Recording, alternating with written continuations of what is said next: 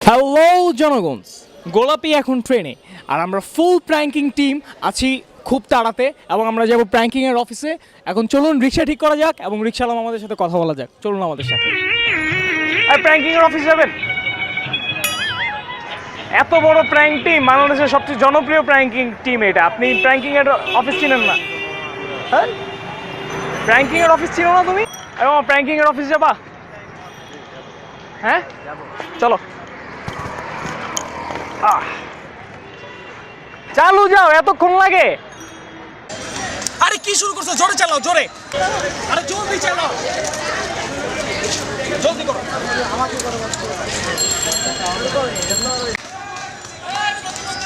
মাইয়া মানুষ আমাদের রিক্সা চালানো শুরু করছে।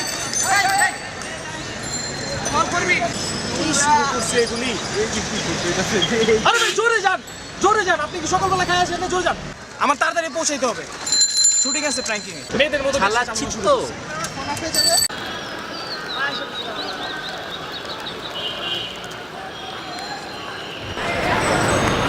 ভাড়া কত? 30 টাকা দিতে হবে।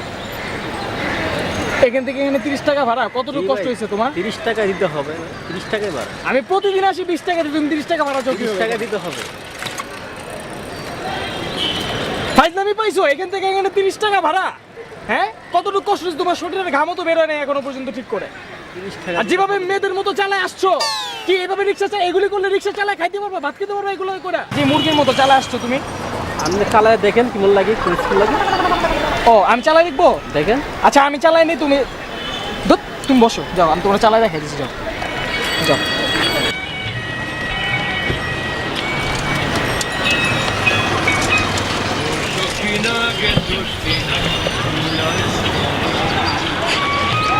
তো আপনি বসেন।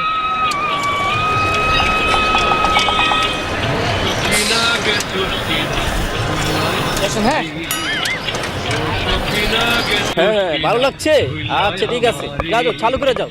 এই বেটে চালু করে চালাও না, চালাও, চালু করে, জরুরি কাজ আছে, চালু করে যাও, যাও যাও না। আরে যাও। হ্যাঁ, এখন কেমন লাগছে? না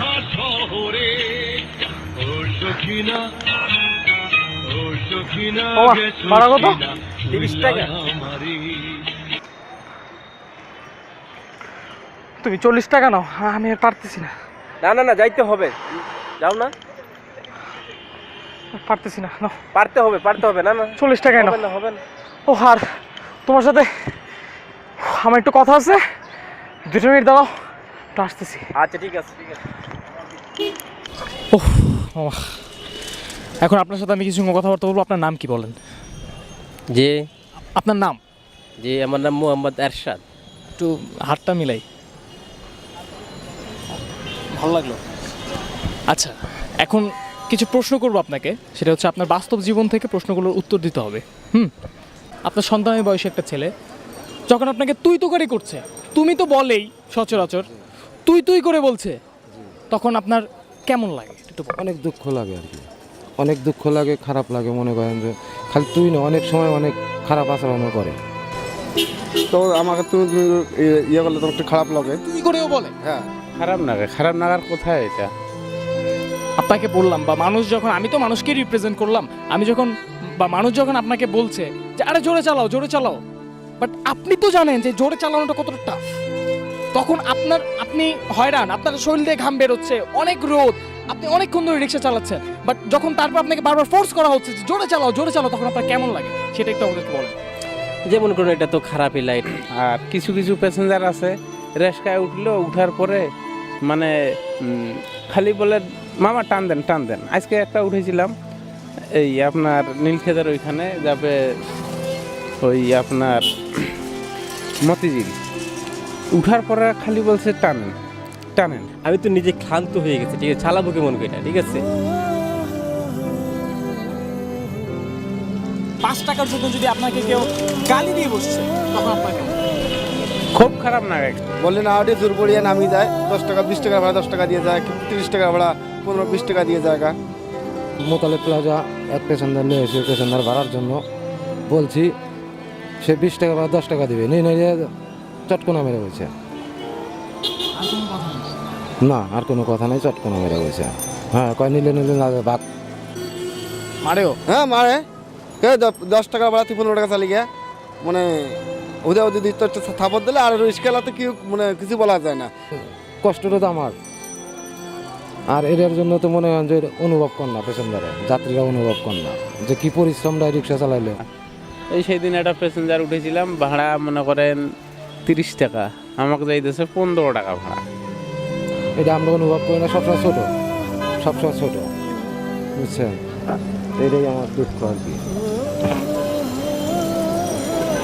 এর থাকি নিচে নিম্নত কোনো জঘন্য কাজ নাই।